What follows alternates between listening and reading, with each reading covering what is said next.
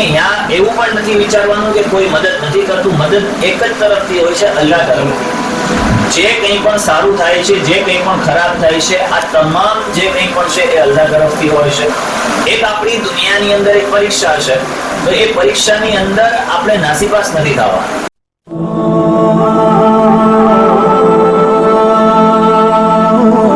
Hello guys, welcome back to my new video. મિત્રો, આજનો જે વિડીયો છે એ ખરેખર બહુ દુઃખદાયી વિડીયો છે. કારણ કે ઘણા સમયથી ઘણી જગ્યાએ ઘણા બધા એવા પ્રકારની પરિસ્થિતિને જોતો આવ્યો છું અને તમારી સમક્ષ રજૂ કરતો આવ્યો છું.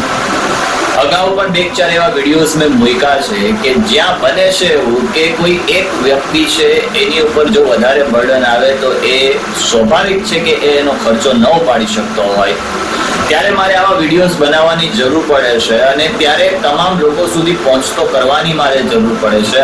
આજ હું જે જગ્યાએ આવ્યો છું એટલે અહીંયાથી પણ મને એક એમના જે પાડોશી છે એમનો ફોન આવ્યો હતો કે નિઝામ સર, અહીંયાની જે પરિસ્થિતિ છે એ તમે જ્યાં ગયા હશો ત્યાં કરતા અતિ ગંભીર છે. તમે એક વખત આવો અને જુઓ. અને ખરેખર હું અહીંયા આવ્યો તો મને ઘણું બધા એવા પ્રકારનું દુઃખ થયું કે આવું તે કેમ, ક્યાંક એવી પરિસ્થિતિ પણ આવે છે કે આપણે લોકો સુધી નથી પહોંચી શકતા. તો હું આ મારા વિડીયોના માધ્યમ થકી તમારા સમક્ષ લોકો સુધી આ બાબતને રજૂ કરું છું કે જે ઘરની અંદર આવ્યો, પહેલા તો એ ઘરની પોઝિશન ખરેખર બહુ વીક છે. એમ એક જગ્યાએ તમે જોવો છો કે આ પ્રમાણેનું એક ટેબલ ઉપર કિચન રાખેલું છે કે ગેસનું સ્ટવ રાખ્યું છે.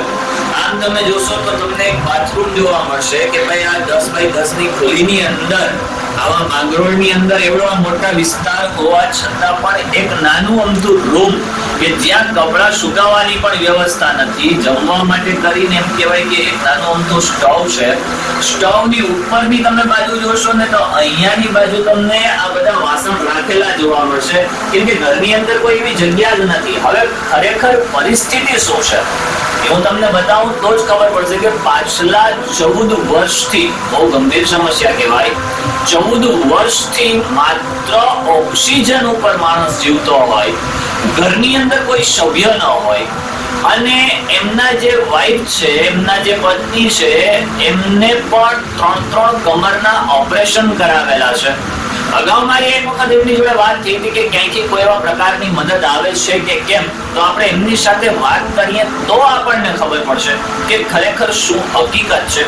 માફી ચાહું છું, એમનો ફેસ હું બ્લર કરી દઈશ, તો આપણે એમની સાથે વાત કરીએ એટલે આપણને ખબર પડે કે ખરેખર શું પરિસ્થિતિ છે. મિત્રો, પાછલા 14 વર્ષથી આવી ખસ્તા હાલતમાં છે. હું તો અહીંયા આવીને આ ફાઇલો મેં જોઈને એમના દવાખાનાની, તો ફાઇલો જોઈને જ અવાચક થઈ ગયો કે આમાં MRI છે, સીટી સ્કેનો છે, પ્લસ દવાઓ છે, ઘણું બધું. આ બધી જે તમે ફાઇલ જુઓ છો ને, આ એમની દવાખાનાની ફાઇલ છે. અહીંયા ઘરની અંદર આ જે ઓક્સિજનનો બાટલો તમે જુઓ છો ને, આ ઓક્સિજનમાંથી આ નળી લગાવેલી છે. હવે આપણે જાણીએ તો ખબર પડે ક્યારથી છે. તમને 15-20 વર્ષથી છે. કદાચ બની શકે કે એમનો અવાજ ન આવે તો હું રિપીટ કરીશ. તકલીફ શું થઈ છે?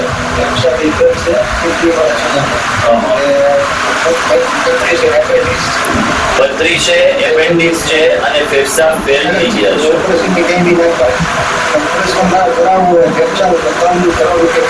ઓહો, 3 કરોડ રૂપિયો ફેફસા ચેન્જ કરવા, બદલવા હોય તો? અચ્છા. થઈ જાય કે બાકી તમારે કોઈ બી પ્રશ્ન એમ નહીં થાય, ફેફસાને બદલાવો તો અત્યારે પથારીમાં તો તમે પથારીમાં ક્યારથી છો? 20 વર્ષથી પથારીમાં. એટલે આમ ઓક્સિજનની નળી લાગેલી હોય ને તમે ચાલુ જ રાખવાનું 24 કલાક. બાકી શ્વાસ ઉઠી જાય તો ખાઓ તો ડોક્ટર એમ કહી દે તારે તાત્કાલિક કરી દો. તમે બહાર નીકળો છો ચાલીને કે તો તમારા ઘરની અંદર તમારા બાળકો કે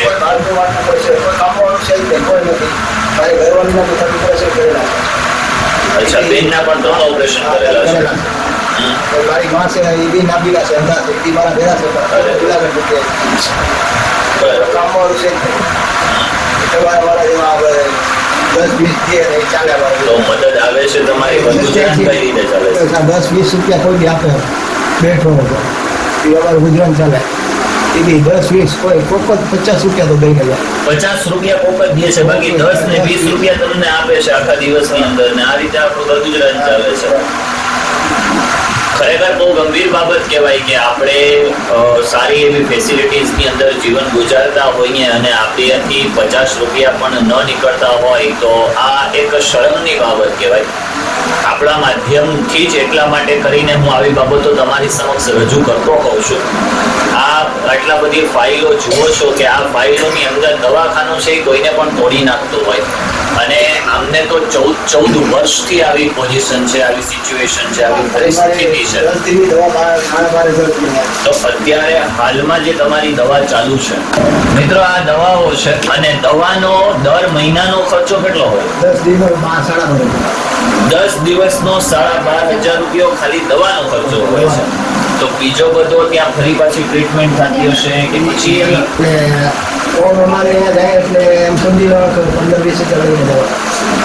બરાબર, દર મહિને 15-20 હજાર. અને તમારી કમરની 3,000.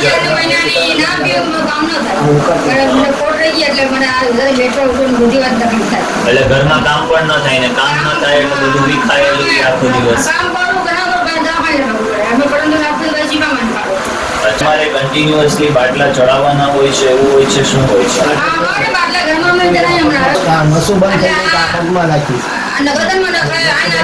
એટલે બાટલો છે એ ઘરમાંથી જ તમે ચડાવી દો છો. તો આ જે મશીન છે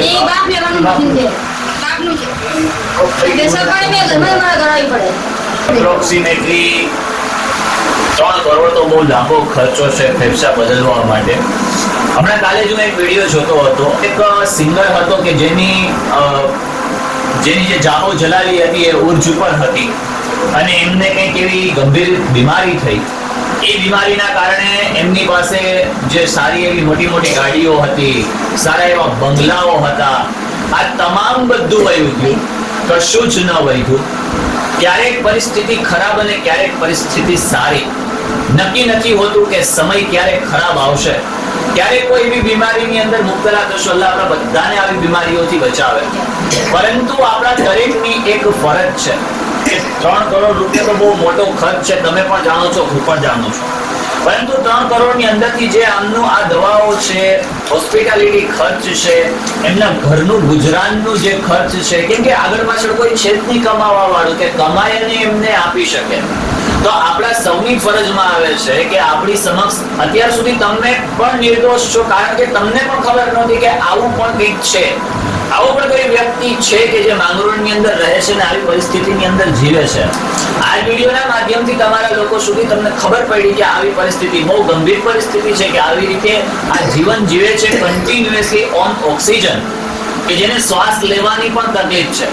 ચલો 3 કરોડ તો આપણે નથી ભેગા કરી શકતા, ને ઇન્શાલ્લાહ શક્ય બનશે તો એ પણ આપણે કરી ચૂકીશું. પરંતુ એમની જે દવાઓનો ખર્ચો છે, એમના જે ઘર ગુજરાનનો ખર્ચો છે, મેં તમને ગૂગલ પે અને જીપે નંબર આપ્યા છે, મારી બેંકની ડિટેલ આપી છે. તમે જે પૈસા નાખો છો, 50 રૂપિયા નાખો, 100 રૂપિયા નાખો, 5 રૂપિયા નાખો, 10 રૂપિયા નાખો, જેટલા નાખો એટલા બરાબર. પરંતુ મારો એક હેતુ હોય છે કે ભાઈ એક વ્યક્તિ પાસે જઈને લઈએ તો માની લો કે 5,000 મળે છે, 10,000 મળે છે, પરંતુ આપણો વિડીયો 5,000 લોકો જુએ છે, 10,000 લોકો જુએ છે. જો માત્ર 50 રૂપિયા બી નાખશે ને તો આમનો જે 4-5 વર્ષનો ખર્ચો છે એ ખર્ચો ઇઝીલી રીતે નીકળી જશે.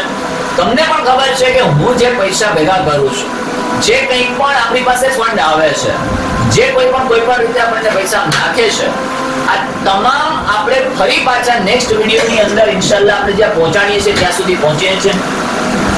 તમને સલામ છે કે તમે એટલા સમયથી આવી પરિસ્થિતિમાં જીવો છો, છતાં પણ હિંમત નથી હાર્યા. હજુ સુધી હિંમત નથી હારવાની, અને અહીંયા એવું પણ નથી વિચારવાનું કે કોઈ મદદ નથી કરતું. મદદ એક જ તરફથી હોય છે, અલ્લાહ તરફથી. જે કંઈ પણ સારું થાય છે, જે કંઈ પણ ખરાબ થાય છે, આ તમામ જે કંઈ પણ છે એ અલ્લાહ તરફથી હોય છે. એક આપણી દુનિયાની અંદર એક પરીક્ષા છે, તો એ પરીક્ષાની અંદર આપણે નાસીપાસ નથી થવા. તમારે પણ એવું દિલની અંદર નથી રાખવાનું કે અમારી કોઈ મદદ નથી કરતું. કરશે, અલ્લાહ તરફથી જરિયો બનશે. આજ દિવસ સુધી મને ખબર નહોતી કે આવી પરિસ્થિતિ છે. આ તો મને તમારા બાજુમાંથી કોલ આવ્યો, એમણે મને કીધું કે આવી પરિસ્થિતિ, મારા એક ફ્રેન્ડનો પણ મને ફોન આવ્યો હતો, ઇરફાનનો. એણે મને કીધું કે આવી પરિસ્થિતિ છે, નિઝામ એક વખત ત્યાં જઈ આવજે. એટલે અલ્લાહે કંઈક ને કંઈક તો જરિયો બનાવી જ દે છે, બરાબર. એક રસ્તો બંધ થાય છે, 100 રસ્તા બંધ થતા હોય તો બની શકે કે એક રસ્તો ખુલી જતો હોય. એટલે જરાય ચિંતા કરવાની જરૂર નથી. અલ્લાહના ફઝલો કરમથી જેટલું શક્ય બનશે એટલું હું ફરી પાછો આવીશ. આવીને ઇન્શાઅલ્લાહ જે કંઈ પણ 2-3 વર્ષનું જે કંઈ પણ જેટલું શક્ય બનશે, અને સતત ને સતત અમારો પ્રયાસ એવો રહેશે કે અમે ધ્યાન રાખતા રહીશું. કદાચ કોઈ બીજું પહોંચી શકે કે ન પહોંચી શકે, અલ્લાહ તરફથી એક એવી મદદ આવશે કે એવી મદદ કે ઇન્શાઅલ્લાહ તમારું દરેક જે કંઈ પણ પરિસ્થિતિ છે પરિસ્થિતિમાંથી નીકળી જશે. એટલે ક્યારેય પણ હિંમત નહીં હારવાની, ક્યારેય પણ જીતવાનું નહીં, કોઈ એવા પ્રકારના ખરાબ વિચારો કરવાના નહીં. એટલા વર્ષો નીકળી ગયા, હજુ થોડું કંઈક સારું થશે જીવનની અંદર ઇન્શાઅલ્લાહ. ઠીક છે મિત્રો, તમારા બધાની સામે હશે.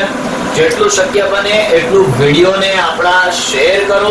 જેટલું શક્ય બને એટલું તમારી પાસે જે કંઈ પણ હોય, તમે જીપે, પીપે એટલે કે ફોન પે, ગૂગલ પે અને બેંક ડિટેલ નાખી છે.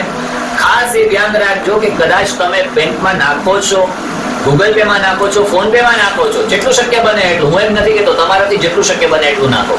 તો એની અંદર મને ખાલી જસ્ટ એવું લખીને મોકલજો કે જે તે ભાઈ માટે, બરાબર. હું એક કેપ્શન આપીશ, એ કેપ્શન મુજબ તમે લખીને નાખી દેજો. ઓકે, ચાલો તો મળીએ છીએ નેક્સ્ટ વિડીયોની અંદર. ત્યાં સુધી ખુશ રહો, પરિવાર સાથે રહો, ખૂબ આનંદમય રહો, ખૂબ પ્રગતિ કરો. તમારી આજુબાજુમાં ક્યાંય આવા વ્યક્તિઓ દેખાય છે, તમારાથી જો શક્ય બની શકતી હોય એટલી એમને મદદની વહારે આવો. અને જો એવું લાગે કે ક્યાંક મારી જરૂર પડે છે તો મને ચોક્કસપણે ફોન કરો અથવા મેસેજ કરો. ઇન્શાઅલ્લાહ શક્ય બનશે એટલું વહેલું ને વહેલું હું પહોંચીશ.